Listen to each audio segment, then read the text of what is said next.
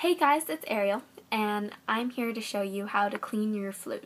Now this video isn't like some sort of deep secrets revealed video about cleaning. It's just some basic things that every flutist or flautist, whichever term you prefer, should know. Now, by this point you should have your flute, but it's okay if you don't. It's just that you can practice the things I tell you to do now if you have your flute in front of you. But you can always rewatch this video, right? So let's get started. So the first thing I wanted to say was I love the flute because you don't need any special items to play or take care of it. You don't need reeds or oils or greases, so you can recall the word. All you need is a cloth and a pad saver. Now, some people don't like a pad saver because they think it does more harm than good, but I've been using it for a while and I have no, concerns or, complaints. I don't have any complaints, but if you do, you can get a cloth and just run it through your instrument with a cleaning rod once you're done playing. It has the same effect. Now, sometimes when you're playing, once you start playing, you'll feel like the pads aren't coming up right away, or they just sound funny. That means your pads are sticky. Well, probably means your pads are sticky. And if your pads are sticky, what you want to do is get a piece of paper and put it in or under the key. Hold the key down and lift the key back up and pull it out. What I used to do was put the paper back in, or put the paper in and hold the keys down and pull the paper out. Don't do that, because what happens is it'll scratch your pads, which are the little yellow things right here.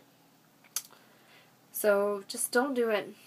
Another thing that can ruin your pads is if somebody, or if you decide to put oil right here, if somebody tells you, oil your keys, don't listen to them. Because what can happen is you might put the oil on there, and if you're not careful, the oil can get on your pads and it'll mess up your pads. So then you'll have to go to the shop and replace your pads.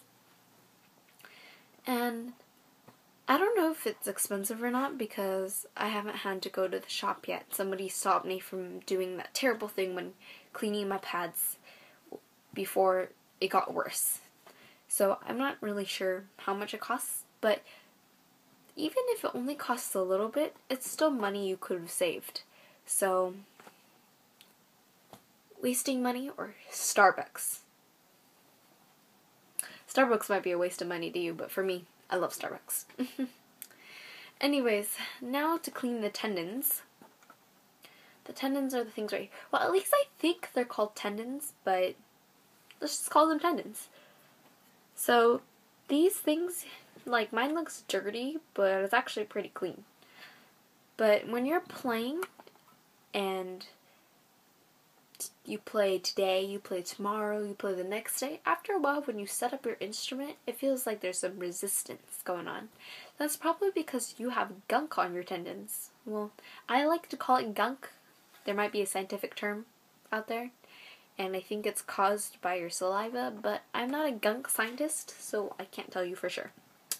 But still, this is a fact that cannot be denied. You need to wipe it off, or you will have problems putting your flute together. My cloth is really dirty, and that's because I've been wiping that stuff off my flute. It's there. Proven fact. And you need to wipe it off, or it'll be hard to put your flute together. So take this part. I haven't introduced the parts yet, but just find a part that looks like this. And just clean it. Really, just clean it. Try to get that black stuff off. And then take this part, which I should actually show you how to hold it, because you don't want to hold it like this, or you don't want to hold it like this. You want to hold it with your fingers on the keys, or hold it by this part. Because if you hold it like this, you can twist this key somewhere it's not supposed to be twisted, or you can mess up the pipe right here. So what you need to do is find this part. It usually has the brand on it. Oh, here's my brand. It has the brand on it, if you can see it. And what you do is you put your cloth in there and you shake it all about. Well, not shake it, but you rub it all about. You just need to clean that black stuff on. And when you're done, you switch to this side and you find this part. It resembles this part, but it's much shorter. And what you do is you rub that part too. Just clean the black stuff off. Clean the black stuff off. The gunk. I like the word gunk. It's that thing, but I like the word gunk. Okay, on this part, I just hold it right here because, you know, no keys on the bottom. Best to be safe. Unless you drop it, don't drop your flute because damages can be expensive to repair. And so you find this part and you rub it. Or you just clean the gunk off, really. And so I think that's about it. For the tendons anyways. But just something to be aware of if you're planning to join marching band. You might not want to clean it like every day or clean it super shiny because what happens is you'll be like, band horns up, and then your foot joint will fall. Your foot joint, which is this thing, it will fly away to the moon. And I just realized I have a post-it on here. But point being, it will fly away to the moon. And you don't want that because it will break and you'll have to pay for damages at the repair shop. It's your baby. Your instrument is your baby.